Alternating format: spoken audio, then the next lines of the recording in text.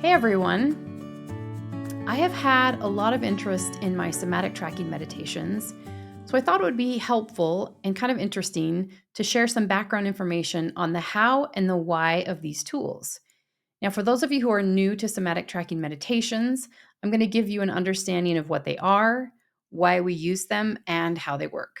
For those of you who are already using them, this might offer a little bit more of an impact as you continue to use them. So to start out, I want to explain, what is somatic tracking and why do we use it? Somatic tracking comes from the world of mind body medicine and specifically pain reprocessing therapy, which was developed by Alan Gordon. Now, it's a very gentle practice where we bring curiosity, non judgment, and safety to the sensations in the body instead of fear, resistance, or urgency. When we experience chronic pain or chronic symptoms, it's often the result of a brain that has learned to interpret normal or harmless sensations as dangerous. This is not your fault. It's actually what all brains do, in particular sensitive brains, when they've been under chronic stress or when they've experienced trauma or when they've become hypervigilant to the sensations in the body. So, when we've noticed a sensation in the body and we've tracked it with kind of hypervigilance, then that can bring on this cycle more and more. So, this intention of the brain as it turns on these danger signals is that it's trying to protect rather than to punish. It's hard sometimes to recognize that because it does feel like punishment when we have chronic pain or really uncomfortable symptoms. And a lot of times we'll feel like, it's our brain or our body is sort of causing us discomfort in a way that doesn't feel good. So over time, what happens when we get stuck in this cycle is it can create a habit loop. And it goes something like this. So, there's a sensation, the brain interprets it as dangerous, then the nervous system amplifies it, and then we feel more pain or more symptoms. And we become even more focused on it because now the volume has been turned up really, really loud. And we are preoccupied by that because it's very distracting and very uncomfortable. So, somatic tracking is one of the tools that helps to interrupt this loop. So, here's how it works. Somatic tracking helps the brain interrupt the pattern. Essentially, we are telling the brain through the process of curiosity and open noticing that the sensation is allowed and I no longer have to protect you from this. So, we're talking to our brain essentially, and we're letting our brain know, like, hey, this sensation is okay. No need to turn on a danger signal anymore. So, we do this by softening the fear around the sensations and understanding that what we're really feeling is not inherently dangerous. And when we know that there's no real damage, we can teach our brain to perceive it differently. We also do this by noticing the sensations without bracing against them and staying curious rather than catastrophizing. So, what we'll do a lot of times is we will be so certain that the sensation or the pain signal or whatever's going on, the symptom that we're feeling means a certain thing. We think, maybe it means that there's something wrong in my body or something's broken or that it's going to be there forever, that we have some kind of disease.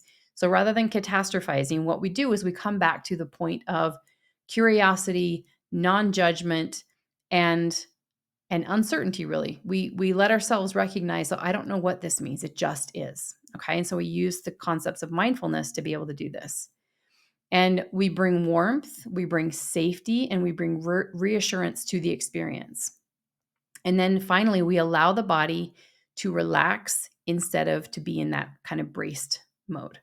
So this teaches the brain through the felt experience that the body is not in danger.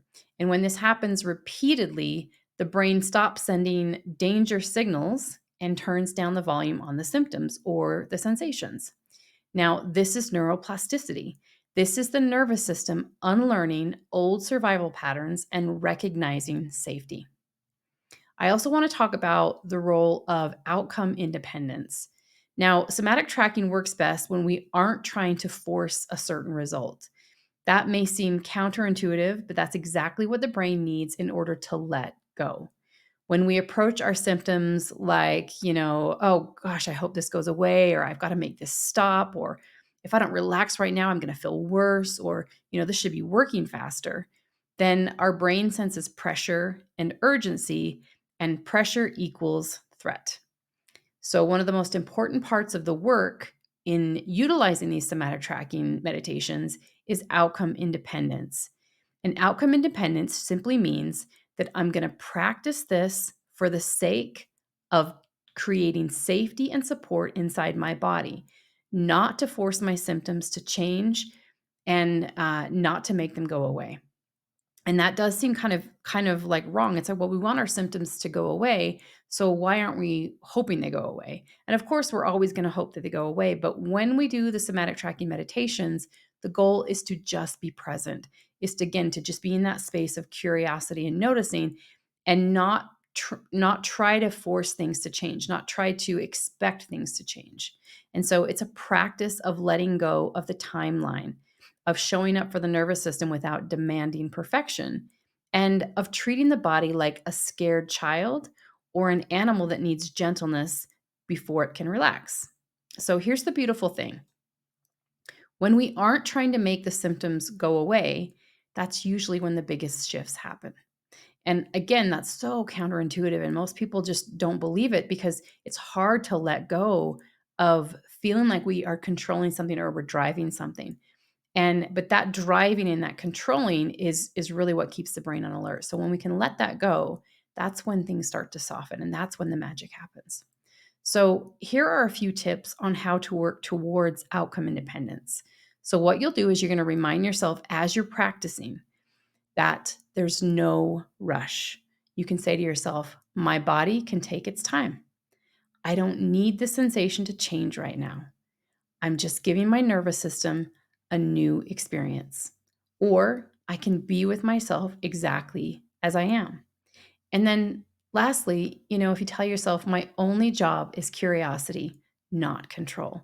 There is so much pressure that gets taken off when you approach it this way, and you're able to just be with your sensations from this place of non-judgment, of recognizing, like, I don't know what this is. I'm just going to be curious about it instead of making up my mind about what this means. Maybe I don't know what this means. Maybe I can just watch it. And when you do that, it's so powerful. And over time, what your system is going to learn is that I'm safe.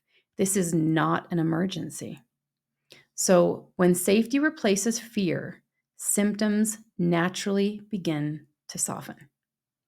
Now, over the last year, I have started to create some guided somatic tracking meditations for you. And for those of you who follow this channel and already use my meditations, you know that they come every few weeks. And I will continue to keep making more of these somatic tracking meditations. So these meditations are designed specifically for chronic pain, chronic illness, anxiety, insomnia, and general nervous system regulation. So as people have given feedback, I have begun to create 2 versions of each meditation. Now, there's going to be a music-based version for those who enjoy soft ambient sounds. And there is a voice-only version for those of you who have highly sensitive systems and who have some issues with listening. So if you prefer no music at all, that will be available as well. Now, you can continue to listen to these meditations for free on the YouTube channel. I have a playlist of all of my meditations that are in there.